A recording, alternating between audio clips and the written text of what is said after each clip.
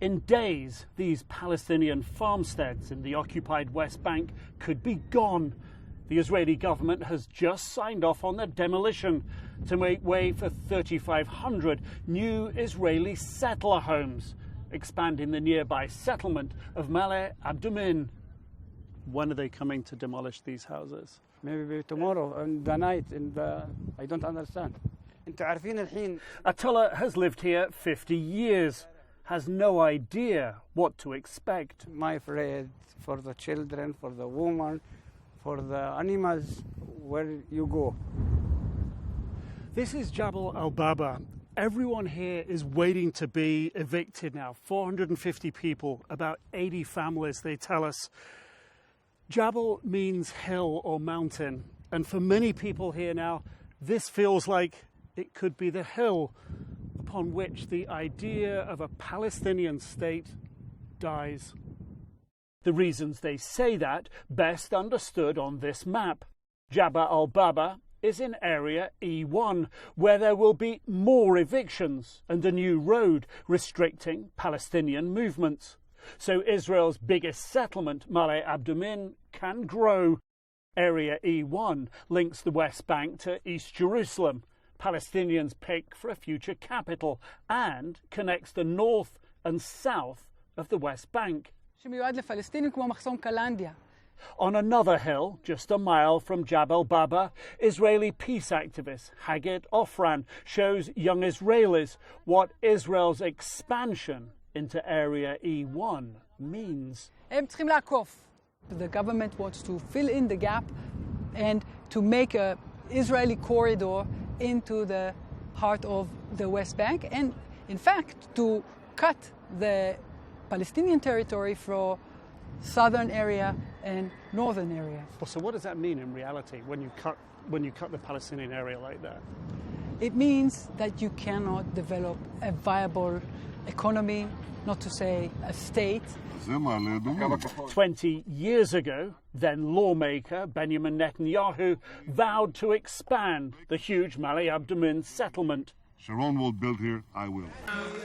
Today, PM Netanyahu's pro-settler government says their Area E1 evictions are legal and justified and appear intended to outmaneuver European decisions to recognise a Palestinian state. We will continue to build a fulfilling Jewish reality. This reality definitively buries the idea of a Palestinian state simply because there is nothing and no one left to recognize. On the fringes of Area E1, in the bustling streets of Caesarea, Smotrich's words are also having a chilling effect. This is where Palestinians say the new Israeli road is going to be built on this busy highway, thank you, cutting across the road right along here. So this will be completely, thank you, completely shut off. And these stores have closed already because of the demolition order. Municipality official Mohammed Mata points to stores already shuttered, tells me demolition orders on more than 100 premises have already been served, says the new road will destroy their fragile economy. Back on the hilltop, Atullah, the Bedouin leader, tells me confiscating these lands is like cutting a cake down the middle. Jabal al-Baba isn't only the end of the Bedouins' dreams here, he says, it's also the end of every Palestinian's dream of having a state in the future. Nick Robertson, CNN, Jabal al-Baba, the occupied West Bank.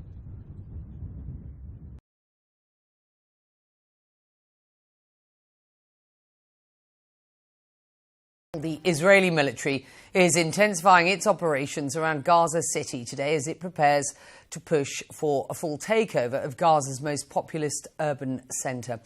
Prime Minister Benjamin Netanyahu is expected to give the final sign-off on war plans in the coming hours. A military spokesperson says forces are already on the outskirts of the city and bombing, as you see, has been ramping up now for days. The operation is expected to displace hundreds of thousands of Palestinians, forcing them into a tiny sliver of land in southern Gaza. Some, though, say they refuse to leave. Last time, I was displaced to the south, but this time there's no possibility for me to move because our displacement is death. Let's face it, with honor next to our homes. Displacement will have consequences more than safety. There is no safety anyway. Israel is letting us go south, but there's no safe spaces. We went south and we saw. Well, CNN's Nick Robertson is back with us this hour. Nick, a barrage of calls coming in to stop this coming operation. Is Israel showing any signs of pulling back and giving serious consideration to the ceasefire proposal that Hamas has agreed to? No sign of it at all. In fact, it seems like it's a slow drum roll, if you will, continuing by the government to signal that it will go ahead with this offensive. It's talked about it over recent days. It's announced a number of different sort of decision points. Zaytun on the east or the western side of Gaza City, rather, is where the IDF troops now are already encroaching in the outer limits of the city. It's not a full-scale operation yet. The IDF still says they have other steps to take. The fact the Prime Minister hasn't yet said his response publicly, at least to the Hamas's latest ceasefire proposal, does seem to indicate that all of this drum roll, if you will, and the very real reality of bombs already and artillery shells falling on the outskirts of Gaza, that this military operation is coming ahead. But it also is very strong signalling to Hamas to position themselves not as they are for a partial ceasefire deal right now, although they want to get to a comprehensive one. But the Israeli government says absolutely Hamas has to agree to its terms, that it wants all the hostages now. So it feels like this is still a moment of extreme pressure. But the reality for Hamas, if the IDF goes into Gaza City, the last place where the IDF and the Israeli government says that Hamas is hiding out and has been able to hide out, will be denied to them. So that's essentially what's on the table here.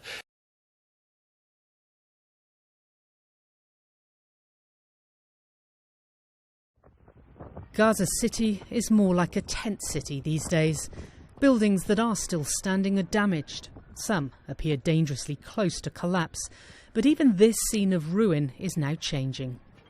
Montasser Abu al-Sadek is one of many packing up his makeshift home, planning to flee Gaza City with whatever he and his family can carry ahead of a planned Israeli invasion. الناس اليوم قاعدة تستنى منشور من اليهود أو كلمة من اليهود إنهم يطلعوا. يعني في دقيقة ممكن يطلعوا. Israel's Security Cabinet approved plans earlier this month to expand the war and seize the city. Prime Minister Benjamin Netanyahu claiming it is the best way to end the war. It is a plan that has been met with international condemnation and warnings from the United Nations that it could trigger another calamity in Gaza. The prospect of yet another forcible move seems almost impossible for some. Rima al-Masri's husband and son were injured during the war. With no money for transport, she does not know how to move them along with her young daughters.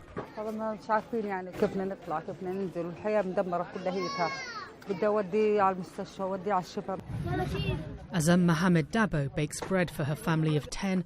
She says we'll have to adapt again to find the basics like water. If they move us, things will get even harder. The UN says over 86% of Gaza is already under displacement orders or falls within Israeli militarised zones. Any attempt to force hundreds of thousands more into an ever-shrinking area would be devastating. Israeli strikes have been intensifying around Gaza City over recent weeks. 19-year-old Mira Abu Amer says the shelling was on the outskirts of town, but sounds closer since Monday. She describes how she calms her young brother. Don't be scared, Kareem. This won't be the first or last time you hear that sound. It's far away. They won't do anything, so don't worry. Just go to sleep now. But deep down, I know those are just empty words to say to a kid his age. He shouldn't have to get used to this. A continuing heatwave in the territory is also adding to the misery, hindering the daily hunt for food and water. As Gaza City waits for Israel's military to take over, some displaced residents point out there's nothing left to occupy. Paula Hancock's CNN, Abu Dhabi.